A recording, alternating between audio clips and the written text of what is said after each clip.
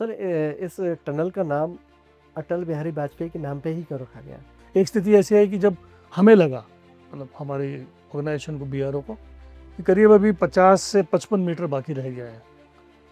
Company कह रही थी कि 500 मीटर बाकी है, जो स्ट्रॉ बैग्स वाले।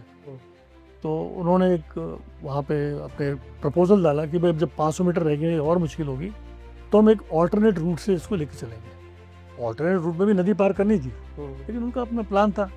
अभी हमने नदी को पार कर रहे थे थोड़ा थोड़ा एंगल में पार करेंगे, तो हम परपेंडिकुलर पार करेंगे, थोड़ी जगह और कम हो जाएगी, जो भी प्लान था उनका। तो करीब 1100 करोड़ का एक्स्ट्रा उन्होंने खर्चे की बात भी करी। तो हमने ये कहा कि सर हमारा प्रेजेंटेशन तो इतना है कि हमें 1 महीना दे दीजिए, इसमें जो विदेशी कंपनी है वो नहीं रहेगी, अच्छा, और लोकल हमारी ऑफकोर्स से हम कॉम करेंगे इसको, एंड पॉसिबल है कि हम इसको 1 महीने में क्रॉस कर दें। नहीं, उन्होंने ये कहा कि सर ये इनकी बात सही नहीं है, टेक्निकली हम एक्सपर्ट हैं, और एक्सपर्ट हैं वो लोग, वर्ल्ड के number one of the top companies है। तो यही बात मनोहर पारिकर जी के साथ गई थी, तो मैंने अपनी उसके अंदर बात रखी और मैंने बता दिया कि भाई ये इश्यूज़ हैं और मैंने ये स्टेप्स लिए हैं जिससे कि काम के अंदर तेज़ी आएगी। तो अगर उनको मेरी काम को तेज़ी लाने में समस्या है तो फिर आप सोच लीजिए।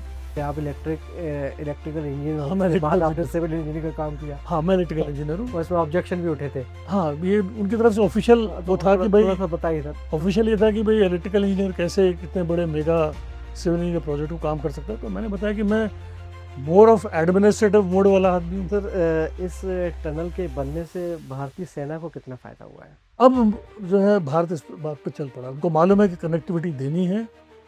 अगर हमें देश का डेवलपमेंट करना है तो इंफ्रास्ट्रक्चर डेवलपमेंट करना बहुत जरूरी है। बेटा का चेन्नई में एक्सीडेंट हुआ था, एसआरएम में पढ़ रहा था, और मैं उस वक्त दिल्ली में पोस्टेड था। दिल्ली से मेरी पोस्टिंग इन्होंने जी। अटल टनल के लिए कर रही थी, और मेरी या रोहतांग टनल से करी थी। मेरी रिक्वायरमेंट थी कि मैं चेन्नई में बेटे के पास जाऊं, क्योंकि 1 साल के लिए उसको अंडर ऑब्जर्वेशन रखना था, हेड इंजरी थी उसकी। बट उन्होंने कहा कि आपको यहाँ जाना है क्योंकि शायद आपके एक्सपर्टीज़ की यहाँ ज़रूरत ज़्यादा है।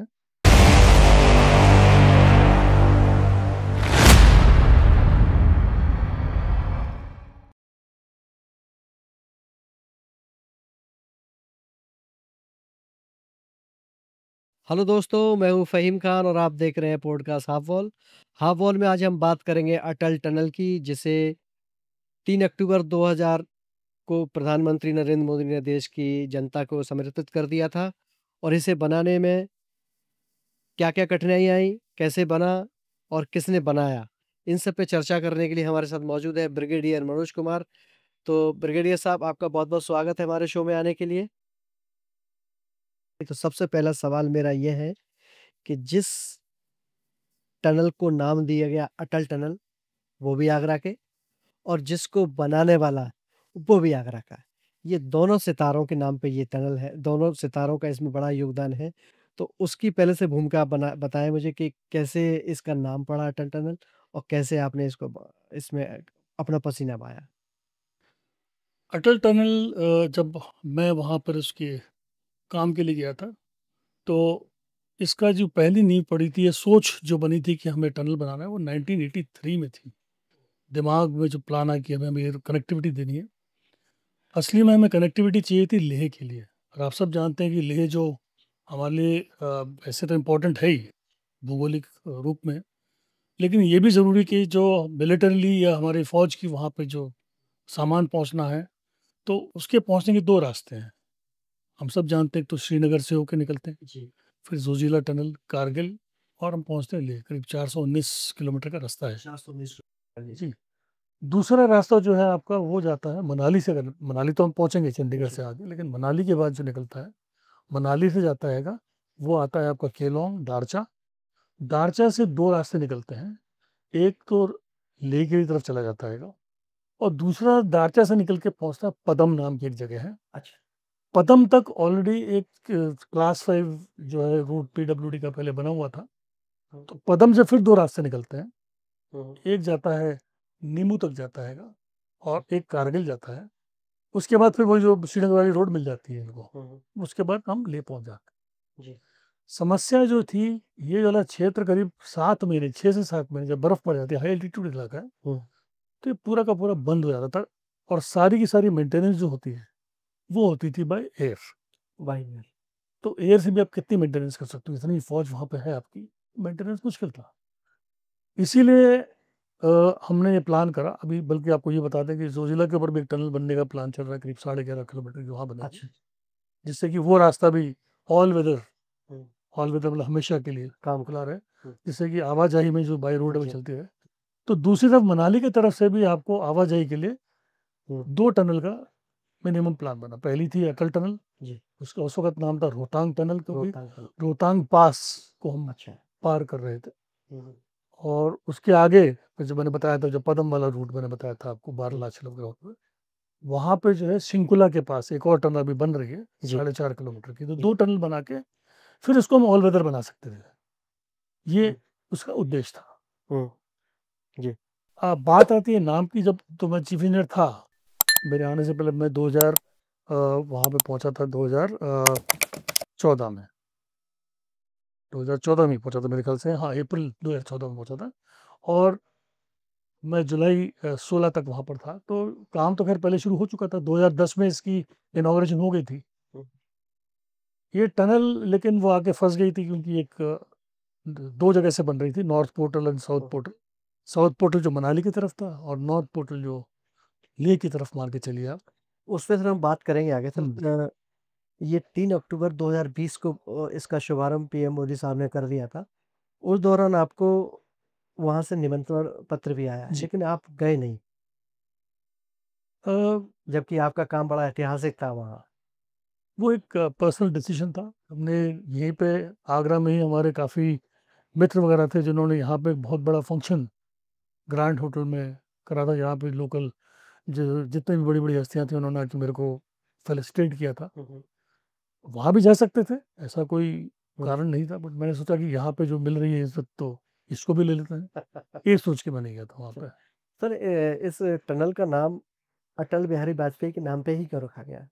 पहली बात तो मैं बताऊँ, उसको रोहतांग भी रख सकते थे, रोहतांग जी। टनल, क्योंकि हम रोहतांग पास को पार कर रहे थे। लेकिन अगर आपको ये पता है, तो रोहतांग का मतलब होता है रूह, तांग मतलब एक जो इंग्लिश में बोलते हैं कि पाइल ऑफ कॉर्प्सेस, बॉडीज का एक वहाँ पे जो वो बन जाएगा घेरा, मान के चलते हैं। उसका नाम भी रोहतांग इस कारण ये था कि उसको पास करना बहुत मुश्किल था, 13,000 फीट के ऊपर जगह थी 13 था। पास को पार करना। और जब लोग वहां से निकलते थे तो काफी डेथ हुआ करती थी। जी। तो जैसे बोलते ना, वहाँ पे लाशों का ढेर बन जाता जी। था। जी। जी। हाँ। तो लोगों ने कहा, ये लाशों का ढेर नाम कोई इतना अच्छा नाम नहीं है। और अटल, चाहे हम मान लेते हैं प्रधानमंत्री का नाम, लेकिन अटल ऐसा है जिसका कोई मतलब, वो अटल जैसे भी अटल वो पुल भी बना है, हम्म। तो अटल जिसको कोई टाल नहीं को सकता। टाल नहीं सकते। और एक ऐसी टनल जो विश्व की सबसे लंबी इस हाइट पे जो बनी है, तो उसका सही नाम मेरे ख्याल से अटल होना ठीक था। सर, कितनी हाइट पे बनी गई है सर? जो 2 छोर हैं इसके, हम्म, नॉर्थ और साउथ पोर्टल, तो 10,040 फीट जो है साउथ पोर्टल है, वो दूसरी तरफ 10,073 फीट के हम्म। आसपास उसका है।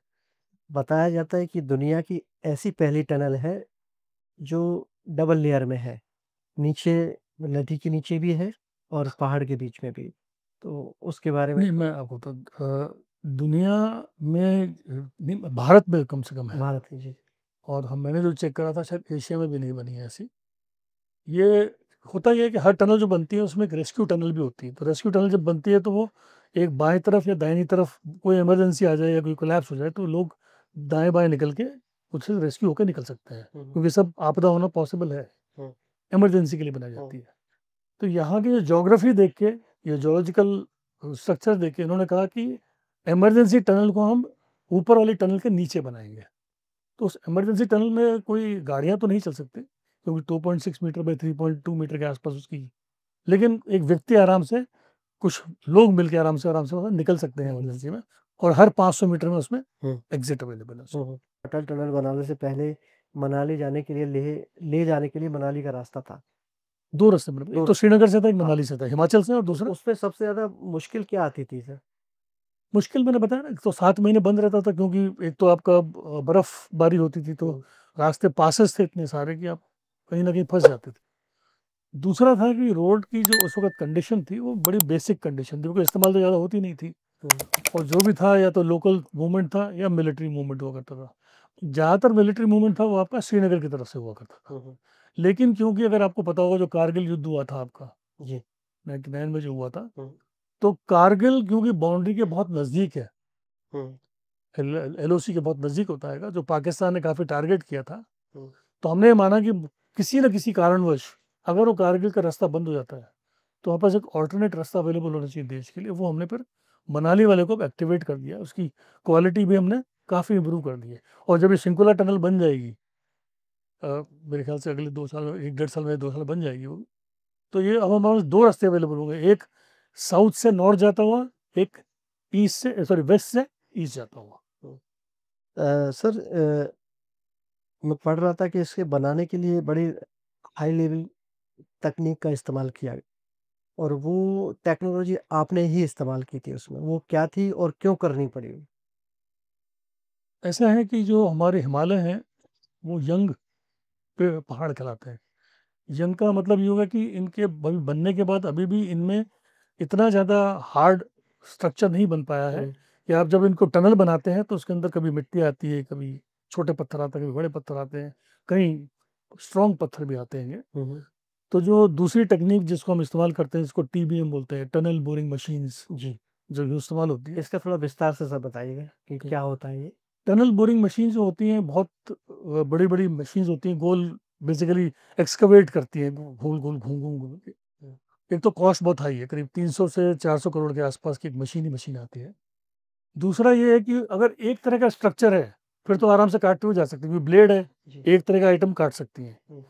जैसे ही वो बदलेगा तो ब्लेड को बार बार बदलना बदलना वो पड़ता आसान काम नहीं होता है। जी। या तो ऐसी मशीन बनाए कि ऑटोमेटिकली ब्लेड चेंज हो जाए, फिर आपकी कॉस्ट और ऐड हो जाती है इसके अंदर। जी।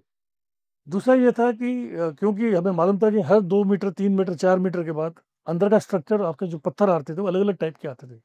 9 टाइप के हमने जैसे पत्थर बताए हैं, मतलब लेवल 7 से लेके लेवल 1 के जो होते हैं ये। तो अगर हार्ड पत्थर आएगा तो एक दिन में हम 8.3 मीटर कर सकते हैं। बिल्कुल ही कमजोर आएगा तो मुश्किल से 2 मीटर भी एक दिन में हमने कर लिया तो बहुत बड़ी बात होती है। अच्छा सर। तो इसको देखते हुए एक नया मेथड था जिसका नाम था न्यू ऑस्ट्रियन टनलिंग मेथड, एनएटीएम बोलते हैं इसको। जी। ऑस्ट्रियन इसलिए बोलते हैं कि ऑस्ट्रिया ने इसको इजाद किया था। हम्म, एक तरीके का ये सिर्फ वही ड्रिल एंड ब्लास्ट ही है, हम्म, लेकिन इसके अंदर फायदा यह है कि आप ड्रिल एंड ब्लास्ट के साथ साथ एग्जिस्टिंग स्ट्रक्चर की मजबूती को ही मजबूती का साथ दे रहे हो। नहीं तो आप मान के चलिए कि इतना बड़ा आपके ऊपर पहाड़ सिर के ऊपर है, आप जब काटेंगे तो हो सकता है कोलैप्स कर सकता है। collapse कर सकता है। उस कोलैप्स को कैसे रोका जाए, असली टेक्निक वो है।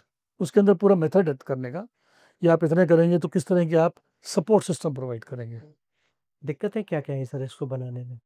दिक्कतें, पहली बात तो लोकेशन, क्योंकि हाई एल्टीट्यूड है, हुँ, तो वहाँ पे आपकी सामान पहुँचना, और नॉर्थ पोर्टल और साउथ पोर्टल जैसे, साउथ तो चलो मनाली से आप पहुँच जाते थे, तो साल के समय टाइम खुला रहता था। जो नॉर्थ पोर्टल जो है, काम सिर्फ जब रोहतांग पास खुलता था और उस तरफ हम जाते थे तो 4 महीने 5 महीने के लिए हम काम कर पाते थे दूसरी तरफ। तो दोनों तरफ से काम एक साथ होना मुश्किल। मुश्किल था, पॉसिबल ही नहीं था। जबकि दोनों तरफ से होता तो स्पीड बढ़ जाती है साल इसकी। में कितने दिन होता था सर? करीब 5 महीने उस दूसरी तरफ से कर पाते थे काम हम। एक वक़्त सर वो आया कि नाले का पानी रिसने लगा सेरी नाला। और बड़ी मुश्किल हो गई थी और कंपनी ने हाथ खड़े कर दिए कि हम नहीं बनाएँगे इसको। और फिर आपने कहा कि नहीं मैं इसे बना के मानूँगा। जी जी। वो क्या पूरा वाक़या था? वो थोड़ा-सा डिटेलिंग में थोड़ा बताइएगा। ऐसा था कि जो टनल का जब प्लानिंग बनी थी, हुँ, हुँ। तो ये टनल कॉन्ट्रैक्ट तो खैर बॉर्डर रोड्स का था, हुँ, लेकिन जो बनाया जा रहा था वो एक विदेशी कंपनी स्ट्रॉबैक्स हुँ। और भारतीय कंपनी एफकॉन को मिला के मेन कॉन्ट्रैक्टर वो थे। इनके ऊपर एक इंजीनियर थे, वो भी विदेशी और भारतीय मिलकर थे। जी। और फिर एक डिज़ाइनर थे जो ऑस्ट्रेलियन थे, स्मेक करके नाम की थी। इतने लोग बीच में इन्वॉल्व थे, क्योंकि हमारे पास टनलिंग की एक्सपर्टीज़ की थोड़ी सी कमी है। मैं ये नहीं कहता नहीं थी, लेकिन थोड़ी कमी थी, तो हम चाहते थे कि जो सबसे बड़े एक्सपर्ट्स हैं उनका इस्तेमाल करा जाए। हुँ, हुँ। तो ये जो टनल थी, सबको पता था कि हमने नाला, सीरी नाला बोलते हैं, जो कि ब्यास नदी मिलता है, उसको पार करना है हमने। जी। ये पहले पता था, करीब 150 मीटर का हम शुरुआत में मान के चल रहे थे, उसकी चौड़ाई करीब मान के चल रहे थे, तो हो सकता है 150 250 मीटर हो जाएगा या 300 मीटर हो जाएगा। जी, लेकिन वो जो है, उसकी जो रिसाव था, जो ऊपर से पानी का, पानी आ रहा था। वो धीरे बढ़ के करीब 500, फाइनली बस 560 मीटर के आसपास हमारा टारगेट करा गया। तो 560 मीटर के आसपास का उसमें रिसाव रहा। तो अब ये वाली बात आ जाती है कि पता तो पहले था, प्लानिंग भी पहले थी, लेकिन उनको ये नहीं पता था कि उसकी जो सॉइल की कंडीशन इतनी कमज़ोर होगी, बिकॉज़ वो नाले से करीब 100 मीटर नीचे थे, तो हम सोच रहे थे इतनी कीचड़ नहीं आ सकती है। नाले से मतलब ऊपर से 100 मीटर नीचे आप काम कर रहे थे? हाँ, नाले से 100 मीटर नीचे, उसके बाद भी रिसाव हो रखा? उसके बाद भी रिसाव था। वही, क्योंकि अगर ये हार्ड रॉक होती तो नहीं होता, क्योंकि हुँ, वो कभी पत्थर है, कहीं कीचड़ है, तो पानी का जैसे हम जानते हैं आसान रास्ता ले लेता आएगा, तो रिसाव बहुत फैला हुआ था वो। तो उसकी वजह से वो हमारा काम जो है, जो हम सोच के चल रहे थे कि हम इसको करीब 2.1 मीटर पे चला लेंगे, पर वो 2.1 क्या हो, तो 0 भी नहीं हो पा रही थी। हम 2 मीटर खोदते थे, तो 5 मीटर और कोलैप्स कर जाती थी। कोलैप्स ये कर हालत जाती। हो गई थी बीच से हमारी। हुँ, तो फिर अलग-अलग टेक्नीक्स का इस्तेमाल करा गया है कि एक एक तरफ थोड़ा बनाओ, फिर दूसरी तरफ बनाओ। फिर आगे बढ़ के करीब एक समय आया, करीब 4 साल हमारा डिले हो गया था पूरा प्रोजेक्ट इसके अंदर। 4 साल 4 सही साल करना पड़ा। डिले हो गया था। हम बढ़ ही नहीं पा रहे थे, हम अलग-अलग तरह टेक्निक्स ट्राई करी जा रहे थे, डिज़ाइनर भी करता था। लेकिन कॉन्ट्रैक्टर और इंजीनियर की जो थोड़ी अपनी वो थी कि नहीं, हम हमारे बिज़नेस मेथड से चलेंगे। डिज़ाइनर काफ़ी कोशिश करता था बताने की, लेकिन वो कई बार डिज़ाइनर जो कि एक्सपर्ट माना जाता है, उसकी बात को वो थोड़ा इग्नोर कर रहे थे। इग्नोर कर दिया गया। एक स्थिति ऐसी आई कि जब हमें लगा, मतलब हमारे ऑर्गेनाइजेशन को, बीआरओ को, कि करीब अभी 50 से 55 मीटर बाकी रह गया है। कंपनी कह रही थी कि 500 मीटर बाकी है, जो स्ट्रॉ बैग्स वाले। हुँ, तो उन्होंने एक वहाँ पे अपने प्रपोज़ल डाला कि भाई अब जब 500 मीटर रह गए और मुश्किल होगी, तो हम एक अल्टरनेट रूट से इसको लेके चलेंगे। अल्टरनेट रूट में भी नदी पार करनी थी, हुँ, हुँ। लेकिन उनका अपना प्लान था। अभी हमने नदी को पार कर रहे थे, थोड़ा थोड़ा एंगल में पार करें, वो कहते हम परपेंडिकुलर पार करेंगे, थोड़ी जगह और कम हो जाएगी, जो भी प्लान था उनका। तो करीब 1100 करोड़ का एक्स्ट्रा उन्होंने खर्चे की बात भी करी। 1100 करोड़ रुपए। हाँ, करीब 1100 करोड़ का प्लान था कि एडिशनल कॉस्ट आएगी, हुँ, ये जो हम डाइवर्ट करेंगे इसका। तो उसको लेके जब उन्होंने एक प्रेजेंटेशन दिया और बुलाया गया कि इस प्रेजेंटेशन में कि भाई हम ये करेंगे, अगर एग्जिस्टिंग रूट पे हम चलते रहे तो अगले 4 साल और फंसे रहेंगे। ये उनका सोच थी। हमने अपने लोगों के साथ डिस्कस करा, हम लोग ऊपर भी गए थे, जाके देख कर भी आए थे। हमने ऊपर से भी रेकी करी, देखा कि भाई लगता नहीं है जो बोल रहे हैं 400-500 मीटर, ये गलत बोल रहे हैं। कुछ पानी का रिसाव कुछ भी कर लो, कभी भी 400-500 मीटर और नहीं है। तो हमारी टीम कॉन्फिडेंट थी, तो उनके कॉन्फिडेंस में मेरा कॉन्फिडेंस था। हुँ, तो हमने बोला, उस मीटिंग के अंदर, कॉन्फ्रेंस में, जब उनका प्रेजेंटेशन खत्म हो गया था, करीब 1 घंटे का था, मिनिस्ट्री में हुआ था, डिफेंस सेक्रेटरी साहब थे, हमारे डीजीबीआर थे, और भी कई गणमान्य लोग थे, कि हम ऑल्टरनेट करेंगे और ये प्लान है। तो फिर मेरे से कहा गया, तो हमने ये कहा कि सर हमारा प्रेजेंटेशन जो इतना है कि हमें 1 महीना दे दीजिए, अच्छा। इसमें जो विदेशी कंपनी है वो नहीं रहेगी, अच्छा, और लोकल हमारी एफकॉन्स के साथ हम काम करेंगे इसको, एंड पॉसिबल है कि हम इसको 1 महीने में क्रॉस कर देंगे। एंड फॉर्चुनेटली ये सब बात मानी गई। उन्होंने कहा भाई जब 4 साल लेट हो चुका जब है तो, कंपनी ने ऑब्जेक्शन नहीं किया, बोले मैं तो 4 साल माँग रही हूँ, आप 1 महीने में कैसे कर सकते हैं? नहीं, 4 साल में हमने ऑलरेडी जो 562 में से करीब 500 प्लस क्रॉस कर चुके थे कर चुके एक्चुअली। थे। मैं बात कर रहा हूँ बैलेंस जो राइट। बचा था, ये हाँ, नहीं कि मैं हाँ, 500 मीटर करने वाला था। हाँ, हाँ, हाँ, जो बैलेंस 50 जो मेरे को लग रहा था, हाँ। हमें लग रहा था हुँ, रहेगा, हुँ। उसकी बात कर रहा हूँ। तो उनकी जो एफकॉन्स वालों ने बोला ठीक है, अगर आप समझते हैं कि 1 महीने में करना है तो कर लीजिए। और अनफॉर्चुनेटली 31 दिसंबर 2015 को हमने वो नाला, जो श्री नाला जो पार्ट था, उसको पार करा, और पत्थर को हिट कर दिया हमने। जो डाइवर्ट होने की बात थी, 1100 करोड़ जो एक्स्ट्रा खर्च होने वाले थे, वो हमारे बच गए थे। वही रिपोर्ट हमने डीजीबीआर को दी। अनफॉर्चुनेटली अभी जो टनल अलाइनमेंट है, वही है जो हमने उनकी बात नहीं मानी, उस कॉन्ट्रैक्टर की बात नहीं मानी थी। तो कुछ ऑब्जेक्शन तो किया होगा सर उन्होंने, नहीं किया था कि नहीं, उन्होंने ये कहा कि सर ये इनकी बात सही नहीं है, टेक्निकली हम एक्सपर्ट हैं, और एक्सपर्ट हैं वो लोग, वर्ल्ड के number one of the top companies है टनल की, बिकॉज ऑस्ट्रिया जो है विश्व में सबसे ज़्यादा अच्छा माना जाता है हुँ, टनल बनाने के अंदर। हुँ। लेकिन जब मैंने जो ऑफर बोला कि सब 1 महीना, तो उन्होंने कहा चलो 1 महीने में क्या फ़र्क पड़ जाएगा। अनफॉर्चुनेटली, मैं मतलब भगवान का फ़क्र है कि चल गई बात, तो हमने हाँ, पार कर हाँ। लिया। तो सर इस टनल के बनने से भारतीय सेना को कितना फ़ायदा हुआ है? सेना को भी बहुत फ़ायदा है, और काफ़ी बड़ा फ़ायदा जो लाहौल स्पीति जो उस तरफ का एक डिस्ट्रिक्ट है, हुँ, वहाँ भी लोग रहते हैं। वहाँ के आलू बहुत फेमस हैं, जो वहाँ पे आलू वहाँ बनते हैं, सॉरी आलू वहाँ उगाते हैं। वन ऑफ द बेस्ट आलू वहाँ से आता है, अच्छा। गोभी वगैरह बनती है, उगाई जाती है। हुँ, और उगाई जाती है उन्हीं दिनों जब जैसे बर्फ़ वहाँ पे कम होती है। ट्रक्स भर-भर के वहाँ से जाते हैं आपके, इतना वहाँ से काफ़ी पॉपुलर है। पहाड़ी आलू उसी को बोलते हैं क्या सर?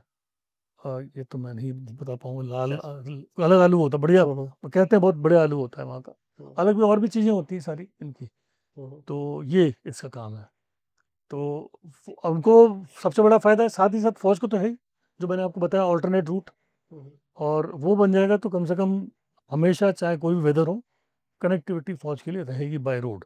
बाय एयर तो है ही, बट जो कनेक्टिविटी रोड की है वो एयर की कनेक्टिविटी हो नहीं सकती है आपकी। तो ये फ़ायदा है इसका। 3 अक्टूबर को जब से इसका उद्घाटन किया गया था प्रधानमंत्री जी द्वारा, तो उस टाइम कैसा महसूस हुआ कि इसमें आपका कितना योगदान है और आज देखिए ये बन के इतिहास बन गया? मैं ये मानूँगा कि मेरा अकेले का योगदान नहीं, पूरी टीम का होता है हुँ, हुँ, योगदान तो। हम भी उसके खिलाड़ी थे, हाँ, मैं हेड था उसका, तो मिल जाती है उसकी श्रेय मिल जाता है, लेकिन मेरे साथ जो इतने अच्छे-अच्छे सोचने वाले इंजीनियर थे, बॉर्डर रोड्स के लोग बाग भी थे बहुत सारे। साथ ही साथ जो एफकॉन्स कंपनी के जो लोग बाग थे, सभी थे। तो हम साथ में थे, तो बहुत प्राउड मोमेंट था। और साथ ही साथ उसकी जो मेरी जिस तरह से यहाँ पे लोगों ने इज़्ज़त दी आगरा में, तो हुँ, वैसे मान और बढ़ा कि लगा हाँ भई, आपके काम को रिकॉग्नाइज़ करा गया है। हुँ। फ़र्क पड़ता है इस बात से। तत्कालीन रक्षा मंत्री मनोहर पर्रिकर लेकर साहब ने आपको बड़ी शाबाशी दी इस काम के लिए और क्या कहा था उस टाइम पे उन्होंने? वो मेरी जो मीटिंग थी वो बेसिकली उस दौरान की थी जब बीच में कोई बात आई थी कह के कि शायद अ, मैं इलेक्ट्रिकल इंजीनियर हूँ, तो वो कॉन्ट्रैक्टर की तरफ से वो था कि ये भी भाई, सर बताइएगा पूरा सा मामला क्या था कि आप इलेक्ट्रिकल इंजीनियर हाँ, मैं होने के बाद इलेक्ट्रिकल आपने इंजीनियर सिविल इंजीनियरिंग का काम किया हाँ, मैं इलेक्ट्रिकल और इंजीनियर हूँ। उसमें ऑब्जेक्शन भी उठे थे। हाँ, ये उनकी तरफ से ऑफ़िशियल वो तो था कि थोड़ा भाई, सा बताइए सर तो ऑफ़िशियल ये था कि भाई इलेक्ट्रिकल इंजीनियर कैसे कितने बड़े मेगा सिविल इंजीनियर प्रोजेक्ट को काम कर सकता है। तो मैंने बताया कि मैं मोर ऑफ एडमिनिस्ट्रेटिव मोड वाला आदमी हूँ, बिकॉज़ मैं मानता हूँ कि मैं टेक्निकल इश्यूज़ में इन्वॉल्व हो रहा हूँ, बट मेरे साथ पूरी टीम है, मैं अकेला तो हूँ नहीं। हुँ, हुँ, तो उस बात को लेके वो चाहते थे कि शायद मुझे चेंज करा जाए, तो यही बात मनोहर पारिकर जी के साथ की बात गई थी, तो मैंने अपनी उस समय बात रखी और मैंने बता दिया कि भई ये इश्यूज़ हैं, और मेरे को लगता है कि अगर वो चाहते हैं हुँ, हुँ। मैं चेंज कर मुझे कर लूँ, लेकिन मैंने ये स्टेप्स लिए हैं जिससे कि काम के अंदर तेज़ी आएगी। तो अगर उनको मेरी काम को तेज़ी लाने में समस्या है, तो फिर आप सोच लीजिए। जो भी है उनसे डिस्कशन काफ़ी अच्छा डिस्कशन रहा। फाइनली उन्होंने डिसाइड करा कि नहीं, आप इसको कंटिन्यू करिए। तो मैंने आपके खिलाफ जो ऑब्जेक्शन थे उसका क्या किया उन्होंने? अ, वही वही फाड़ दिया जो भी करना था। इसको हटा दिया था उन्होंने। अच्छा हटा दिए। ये हाँ जी। सर इसमें टनल में जो एयर डक्ट और ऑक्सीजन से जो ऑटोमेटिकली कंट्रोल तकनीक का जो इस्तेमाल किया गया है, वो कैसी हैं सर इसके अंदर? ऐसा है, ये बहुत ही आधुनिक टनल है। टनल तो आप देखते हैं रास्ते में बनती है, जी, लेकिन जी। बहुत आधुनिक टनल है।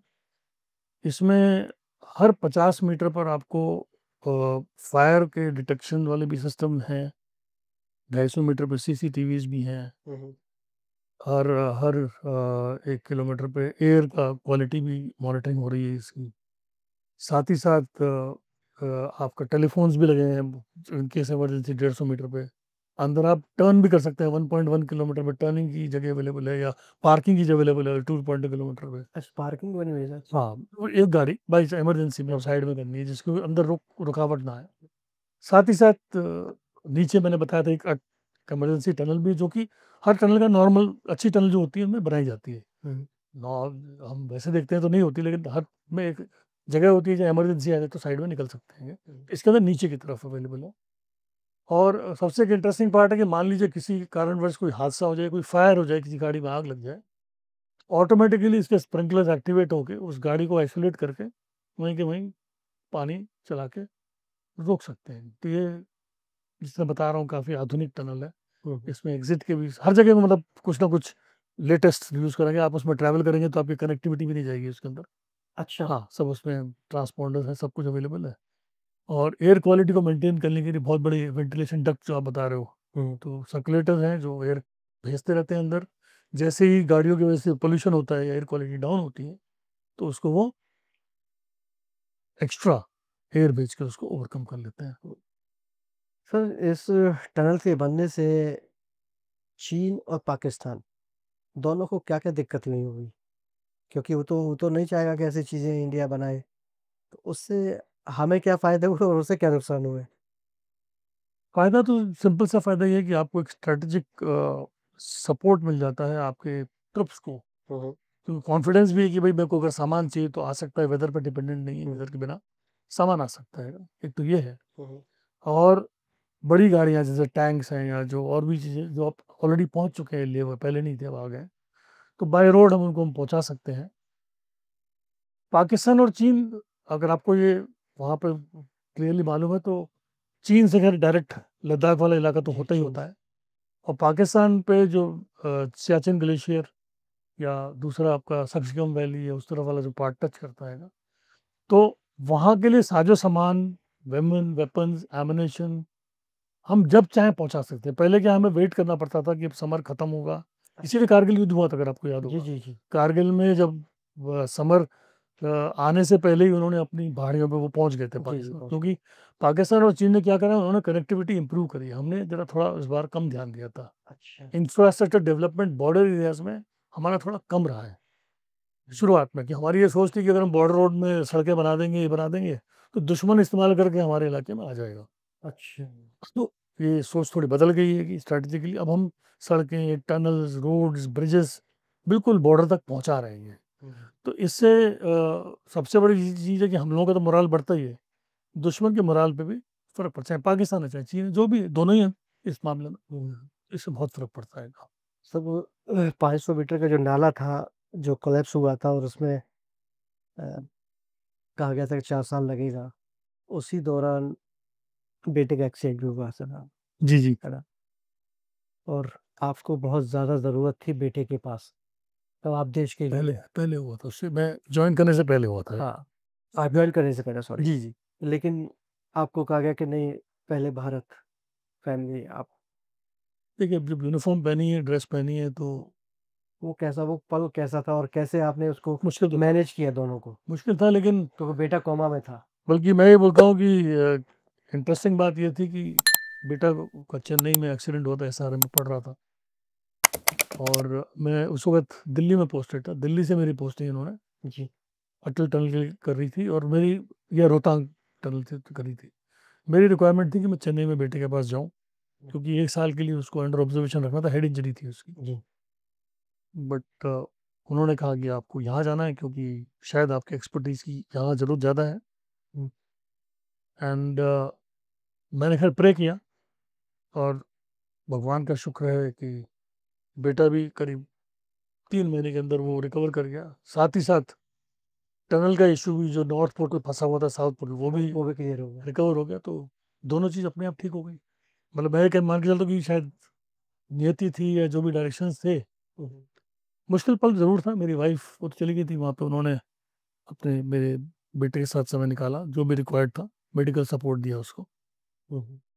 हम काम पर थे। हाँ, यही एक सैनिक यही करता है कि पहले भारत उसके बाद फैमिली। सर अभी फ़िलहाल या हमारे देश में ऐसी कौन-सी टनल्स बन रही हैं जो बहुत ज़्यादा महत्वपूर्ण हैं?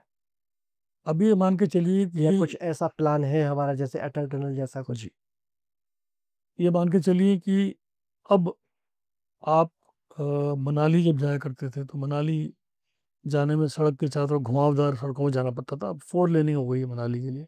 हुँ, हुँ। और करीब अगर मेरे को ठीक से याद है, 7 टनल्स बनाई गई हैं रास्ते में, अच्छा। और उनको शॉर्ट कर दिया गया है, 4 हुँ, लेनिंग कर दी गई हुँ, है। हुँ।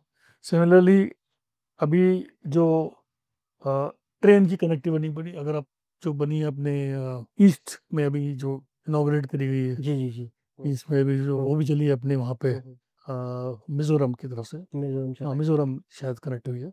तो उसमें तो मेरे ख्याल से 41 टनल और पता नहीं कितने ब्रिजेस उसके अंदर बने हैं। मुझे फिगर एग्ज़ैक्टली याद नहीं है, बट बनी है। अब जो है भारत इस बात पे चल पड़ा। उनको मालूम है कि कनेक्टिविटी देनी है, अगर हमें देश का डेवलपमेंट करना है तो इंफ्रास्ट्रक्चर डेवलपमेंट करना बहुत ज़रूरी है, कहीं किसी भी देश में मान लीजिए। भाई चीन अगर आज यहाँ तक पहुँचा है या अमेरिका पहुँचा है तो इंफ्रास्ट्रक्चर की वजह से पहुँचा है। इंफ्रास्ट्रक्चर में क्या आता है? सड़कें, पानी की सब, बिजली, एंड उसके बाद सुविधा कि आप जो भी व्यक्ति चाहता है जो सामान हो, मैं अवेलेबल हूँ। अवेलेबिलिटी के लिए फिर सड़क चाहिए आपको। तो ये इसमें थोड़े हम कमज़ोर थे। अब तो बहुत सड़कें बन रही हैं, हम तो शायद वर्ल्ड रिकॉर्ड भी क्रिएट कर रहे हैं। टनल्स का तो अब गिनती समाप्त हो चुकी है। हाँ, इस लेवल पे जो बन रही है, अब एक जोजिला टनल बन रही है आपकी, जो श्रीनगर वाली रोड पर आ रही है। सिंकुला मैंने बताया, जो ला जो होता है वर्ड यूज़ करते हैं पहाड़ में पास के लिए। क्या करते हैं? सिंकुला, रोहतांग ला, अच्छा, अच्छा। बाढ़ ये जो ला जो होता है ना, पास होता है जहाँ से सड़क पार कर सकती है। ये ला वर्ड इसलिए होता है इस्तेमाल, जो ये लोकल वर्ड में करते हैं। तो ये अब हर जगह पे कोशिश करी जा रही है कि टनल द्वारा आपकी जगह शॉर्ट, रास्ता शॉर्ट हो जाता है, साथ ही साथ फिर लोगों की आवाजाही में सुविधा बढ़ जाती है। ये ज़रूरी है किसी भी देश के डेवलपमेंट के लिए। सर, मुझे अगर याद है तो शायद ललितपुर या जबलपुर में कहाँ टनल कोलैप्स कर गई थी, जहाँ 3-4 लोग फँस बिलासपुर, बिलासपुर, सॉरी। हिमाचल में ही। हाँ, ये जो मैंने आपको सड़क हाँ। बताई थी तो उस वक़्त तो मैं आपको बुलाया गया था, आपको आपकी एक्सपर्टीज़ को देकर के कि वही कर सकते हैं सारा काम। कि और फँसे थे, उसको कैसे आपने रेस्क्यू किया उसको? उसमें ऐसा था कि हिमाचल में ये जो मनाली वाली रोड जो बन रही थी, मैंने बताया था आपको, हुँ, जिसमें करीब 7 टनल हैं। अ, उसमें से एक टनल थी बिलासपुर की, करीब 1.5 किलोमीटर के आसपास की टनल है वो। हुँ, हुँ, तो हम अटल टनल में, तो मैसेज आया था डीएम का कि वो एक पार्ट पोर्शन उसका कोलैप्स कर गया है। हुँ, तो हम अपनी टीम के साथ वहाँ पहुँचे थे। वहाँ जाके पता लगा कि 3 लोग उसके अंदर फँस गए। अच्छा। तो उसके बाद क्योंकि जो टनल बन रही थी तो इनिशियल पोर्शन में हमने ज़्यादा अंदर तक नहीं गए थे, वो लोग सिर्फ करीब हुँ, 50 मीटर अंदर गए थे। हुँ, ऊपर से हमने फिर, क्योंकि 50 मीटर करीब नीचे जगह थी, एक होल करा था। हुँ, हुँ, एक बेसिक जैसे बोरिंग वाला होल होता है, जी। वो होल करके हमने ये पता करने की कोशिश करी अंदर कोई अभी ठीक ठाक है या तीनों की डेथ हो गई है। और एक कैमरा डाला था, एक उसके साथ ये फ़ोन था। जी। तो फॉर्च्यूनेटली उसमें 2 लोगों की हमें शक्लें भी दिखी और 2 लोगों की आवाज़ भी मिली। अच्छा। एक के बारे में नहीं पता लगा, हुँ, तो हुँ, वो शायद दब गया था पहले ही उसी में, जो पहाड़ कोलैप्स हुआ था उसके बाद दब गया, 2 बच गए थे। हुँ, हुँ, इन दोनों को फाइनली निकालने में, क्योंकि वो तो जो छोटा-सा होल बनाया गया था उससे हम बात कर पा रहे थे, पानी दे पा रहे थे, खाना दे पा रहे थे, या उनको सेल चाहिए थे मोबाइल के लिए, वो दे पा रहे थे, लेकिन अ, उनको निकलने के लिए फिर बाद में एक बड़ी मशीन बना के बोर करा गया, और जो बड़ा बना के उसको निकाला गया।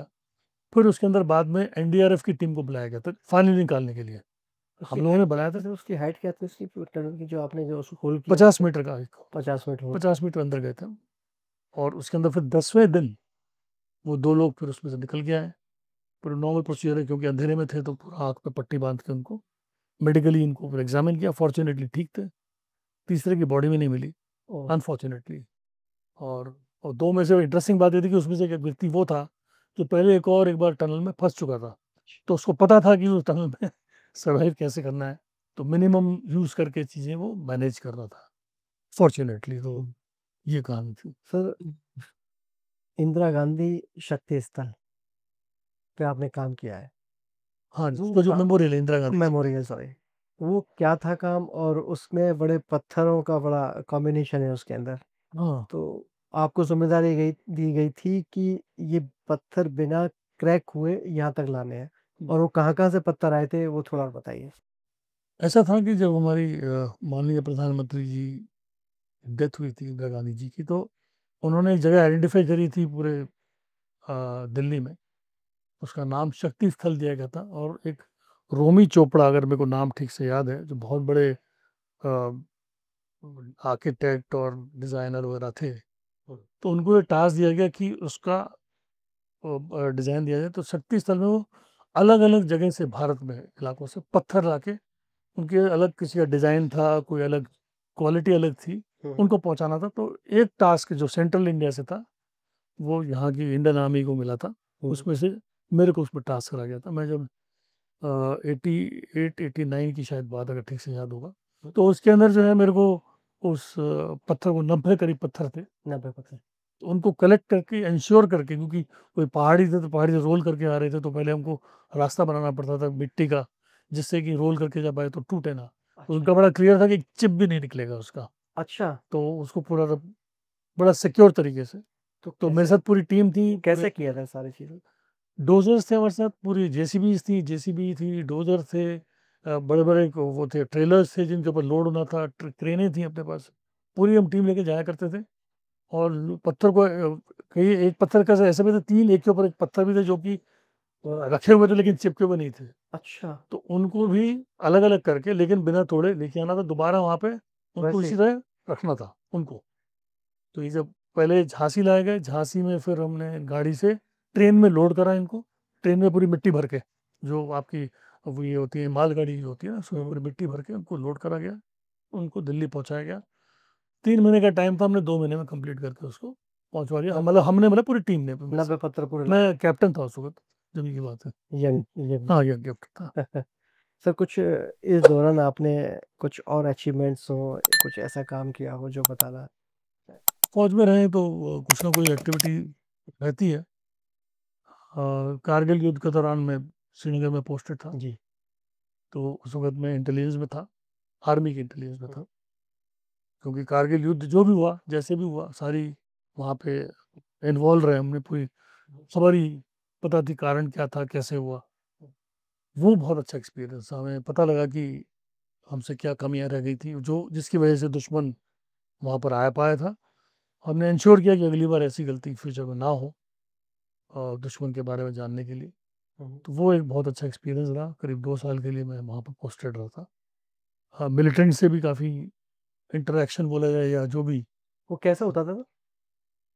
अ, आप तो खब इंटेलिजेंस में रहे हैं तो मिलिटेंट्स के साथ कैसे आप लोग संबंध बनाते थे सर? नहीं, हमारे पास जो बेसिकली खबर आती है, हाँ, हाँ। जो हमारे इन्फॉर्मर्स होते हैं, इन्फॉर्मर्स आके हमें इंफॉर्मेशन देते हैं, हुँ, और उसके बेसिस पे हम, और ये भी डिपेंड करता है कि इन्फॉर्मर्स की कैपेबिलिटी क्या है। कई इन्फॉर्मर ऐसे होते हैं जिनको भरोसा नहीं कर सकते, आप ही को फंसा देंगे। हुँ। कई ऐसे होते हैं कि आप उस इन्फॉर्मर के बेसिस पे आप जाके सचमुच कर सकते हैं। तो हमने ऑपरेशंस वहाँ पे कैरी आउट करे थे, करवाए थे। बट मेरा ज़्यादा इन्वॉल्वमेंट इंटरोगेशन में भी रहा। जब ये पकड़े जाते हैं तो फिर इंटरोगेट करके दुश्मन के बारे में खबर लेना। उसमें ये नोट करा गया कि जो अफ़गानी या जो विदेशी जो आया करते थे, तो वो एक तरीके के कॉन्ट्रैक्ट पे आते थे, अच्छा, कि अब मेरा 3 महीने का कॉन्ट्रैक्ट है या 1 साल का कॉन्ट्रैक्ट है, उस कॉन्ट्रैक्ट के लिए मुझे इतना पैसा वहाँ उनके परिवार को मिल जाएगा। पाकिस्तान ने दिया है। हाँ, उनको परिवार को मिल जाएगा उनके चाहे डायरेक्टली। चाहे और ये बंदा चाहे मेरा मरो खाना या पीना, जियो कोई हाँ, फ़र्क चाहे मरो या जियो कोई फ़र्क नहीं पड़ता, पैसा फैमिली को पहुँच जाएगा। उसको भी फ़र्क नहीं पड़ता था। वो बहुत कट्टर होते हैं वो। और उनका ये था कि भाई अगर आपने जैसे किसी लोअर रैंक के जवान को मारा तो आपको इतने पैसे मिलेंगे, तो अच्छा, एक लेफ्टिनेंट को मारा तो इतने मिलेंगे। तो वो मतलब पूरी टैरिफ थी, जैसे होता है ना कि हाँ। आप खाने-पीने की टैरिफ होती अच्छा सर ऐसे है। का? हाँ, कि आपने ब्रिगेडियर को मारा, कर्नल को मारा, तो इतने पैसे आपको। तो ये अफ़गानी जो आया करते थे, लेकिन वो 2 साल होते अपने या 1 साल होके जो भी पीरियड होता था, वापस चले जाया करते थे। और अब पकड़े जाते थे, तो उनको तोड़ना ऑलमोस्ट इम्पॉसिबल था। अच्छा, हाँ, वो मतलब बेसिकली कहते कि भैया बंदूक लगाओ, मार दो मेरे को, मैं कुछ बताऊँगा नहीं। इतनी इतना कट्टर था? हाँ, वो कट्टर होते हैं। लेकिन जो हमारे लोकल्स थे, अपने ही लोग जो किसी भी कारण से, मैं मान के चलता हूँ, मिसगाइड होके जो हुँ, हुँ। हो गए थे, क्योंकि हमने देखा है कश्मीरी पर से इंडिविजुअली अच्छे ही होते हैं, बट मिसगाइडेंस कहीं भी रहती है, बिकॉज़ थोड़ी अनएम्प्लॉयमेंट थी या जो भी थी, उनको तोड़ना आसान था। वो पहली बार में ही सारी बात डाइवर्स की गलती हो गई है, अच्छा, तो वो आसानी से आपको इन्फॉर्मेशन। कोई केस तो बताइए जो मतलब बिना नाम लिए कोई ऐसा केस जो अ, अफ़गानी जो आए थे और ऐसा करते हों सारी चीज़ें? एक दूसरा भी, और पंजाब वाला भी, एक पंजाब में भी मिलिटेंसी में मैं गया था, पंजाब के अंदर भी। और वहाँ का एक कॉर्डन सर्च होता है, कॉर्डन सर्च आप घेर के हुँ, हुँ, हुँ। करते हैं, उसमें भी हम इन्वॉल्व थे। वो तो मेरी, मैं इंटेलिजेंस में नहीं था उस वक्त, तो यूनिट गई थी हमारी, रेजिमेंट गई थी हमारी इंजीनियर्स में। तो उन्होंने, हमने भी सबसे पहला कॉर्डन सर्च हमने ही, जब पंजाब मिलिटेंसी को ख़त्म करना था, जी। उसके बाद तो खैर बहुत काफ़ी कुछ चला। ऑपरेशन ब्लू स्टार ये सब चले थे उसके बाद की बात ब्लू है। स्टार पहले हो चुका था। उसके ब्लू बाद स्टार 8 जून 1984 के पास हुआ था, और मैं 9 जून को पास आउट हुआ था। अच्छा, मैं ऑफिसर बना था 84 में, और उससे उन्हीं दिनों ब्लू स्टार वहाँ उसी का दूसरा वो हाँ, उसी के साथ साथ 87 80 सब चल रहा था उस समय तो। हम्म, तो उसमें भी हम लोग गए थे। पंजाब में मिलिटेंसी हम लोगों ने देखी है, आसाम में भी देखी मिलिटेंसी, वहाँ भी मैं पोस्टेड रहा हूँ। तो मौका मिला है सब देखने का। फौज है तो आपको मौके मिल जाते हैं अच्छे, और चैलेंजिंग और इंटरेस्टिंग होते हैं। सर आर्मी और आर्मी के बाद की जिंदगी कैसी? बढ़िया है, अच्छी है, क्योंकि रिटायरमेंट होके हमने एक इंस्टीट्यूट अभी खुला हुआ है आगरा में, सेनाभ्यास के नाम से, हम्म, जिसमें हम लोकल लोगों को मोटिवेट करते हैं फौज में जाने के लिए, ट्रेनिंग देते हैं उनको। तो X group, Y group, double A, SSR, ये जो जवान की एंट्री वो भी थी, NDA की एंट्री, CDS, OTA, जो भी, SSB की भी, हम्म, इनकी क्लासेस हमने शुरुआत करी थी। ये 2015 में 2017 में रिटायरमेंट के बाद हमने शुरुआत कर दी थी इसकी। 15 में बेटे ने शुरुआत करी थी, 17 में रिटायर हो गए, मैं भी उसको ज्वाइन कर लिया था हमने। और अब साथ साथ एक हमने अभी स्कूल भी शुरू कर दिया, सेनाबास मिलिट्री स्कूल, ओके। जो अभी क्लास 8 तक ही है, उसको मान्यता लेकर। अब दूसरा स्कूल अभी हम खोलने जा रहे हैं आपके फतेहाबाद रोड पर ही, वो 12वीं तक CBSE का एक स्कूल होगा, तो वो एक इन्वॉल्वमेंट है। साथ ही दूसरा बेटा वो भी हमारे साथ इन्वॉल्व है, तो उसने भी एक, वो उसमें है हॉस्पिटैलिटी सेक्टर में, अच्छा अच्छा। तो उसका अपना कैफे है। हम्म, इस तरह ये मैं अपने व्यस्त रखता हूँ इस तरीके से। मतलब क्योंकि आपकी एक्सपर्टी इसमें है टनल में, तो आजकल देश में देख रहे हैं कि बहुत सारे टनल्स बन रहे हैं, मेट्रोस जब बन रही हैं, तो ऑफर तो प्राइवेट सेक्टर से भी आया होगा कि काम करने हाँ, के लिए। ऑफर था, बल्कि एफकॉन जो कंपनी थी जी। वही मेरे को लेना चाह रही थी, तो बल्कि मैंने उनको कहा भी था कि आप मेरे को, मेरी तरफ से था, मैं स्ट्रिक्ट था आप लोगों के साथ काफ़ी, तो बोला "साहब, आप ही जैसे लोग चाहिए हमको, बिकॉज कंपनी में जो है आप आएंगे तो कंपनी को फ़ायदा होगा। लेकिन एक बेसिक रूल होता है फौज में कि अब सर्विस के बाद आपके साथ जिस प्राइवेट ऑर्गेनाइजेशन ने काम करा है, आप उसको ज्वाइन नहीं कर सकते हैं अगले अच्छा, 5 साल के लिए। ऐसा उसका है सर? हाँ रूल है इसका। आप ओके। अनऑफिशियली कर सकते हो, ऑफिशियली भी आप नहीं कर सकते। हम्म, तो पहले अनऑफिशियल काम करने की जरूरत ही नहीं थी। दूसरा, बेटे ने कहा कि पापा आपने काफ़ी देश के लिए काम के लिए, अपने देश के लिए करेंगे, लेकिन कुछ दूसरे तरीके से करेंगे, तो मैं लौट कर नहीं गया उसके अंदर, टनल वाले काम के लौट के नहीं गया। वैसे भी मैं इलेक्ट्रिकल इंजीनियर हूँ, एंड मैं शायद अकेला ऐसा इलेक्ट्रिकल इंजीनियर हूँ जो देश की एक ऑर्गेनाइजेशन है, जो सारे टनल इंजीनियर्स की एक ऑर्गेनाइजेशन है, मैं उसका भी लाइफ मेंबर बनाया गया है मेरे को अच्छा। As electrical engineer, okay. जो कि सबको नहीं मिलती मुझे, लेकिन लाइफ मेंबरशिप मिली है, बिकॉज क्योंकि मेरे को अटल टनल का मौका मिला था। हम्म, और उसी चक्कर में हम अटल टनल की वजह से हम विदेश भी गए थे। वहाँ क्या रहा सर, अटल टनल को लेकर के आपका एक्सपीरियंस लोग वहाँ पे हम क्यों? विदेश जो गए थे वो इसलिए गए थे क्योंकि हम चाहते थे कि हमारे पास भी और टनल एक्सपर्ट्स हों। भारत में कोई इंजीनियरिंग टनल के लिए अलग से नहीं होती है। अच्छा। तो हमारी रिक्वायरमेंट ये थी कि हम अपने लोगों को भेज के उनको ट्रेनिंग दें। ऑस्ट्रिया में बहुत अच्छी ट्रेनिंग होती है, ग्रास, वियना वगैरह जगह हम गए थे वहाँ पे, तो वहाँ को हमने चेक करा। अब काफ़ी लोग वहाँ से ट्रेन हो गए हैं, वहाँ तो प्रॉपर ट्रेनिंग दी जाती है, एक्सपर्टीज है वहाँ पे। तो लेकिन वो भी इस बात से वो है कि भाई वहाँ की पत्थर में और हिमालय के पत्थरों में बहुत ज़मीन आसमान का अंतर है, बल्कि वो हमारी केस स्टडी कर रहे हैं अच्छा। कि जो हमने एक्सपीरियंस जो यहाँ लिया वो उनको वहाँ नहीं मिलता। वो तो सिंपल पत्थर आते हैं, आप ATM करिए, TBM लगाइए, उड़ते चले जाइए।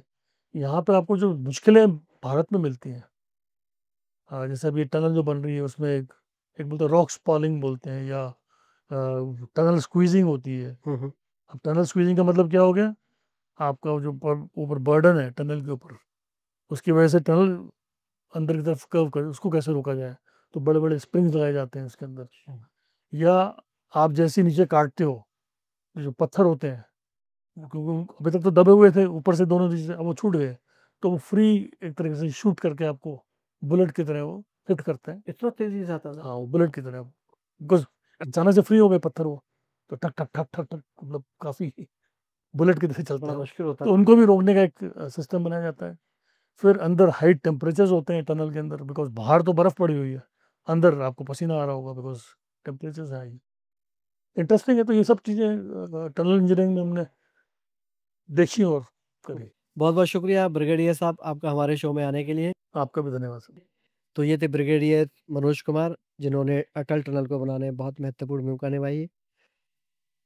ये शो आपको कैसा लगा, हमें कमेंट्स बॉक्स में ज़रूर लिखिएगा और हमारे चैनल को सब्सक्राइब, लाइक और शेयर ज़रूर करिएगा। अगले एपिसोड में फिर मिलते हैं किसी नई कहानी के साथ या नई किसी शख्सियत के साथ। तब तक के लिए इजाज़त दीजिए। धन्यवाद।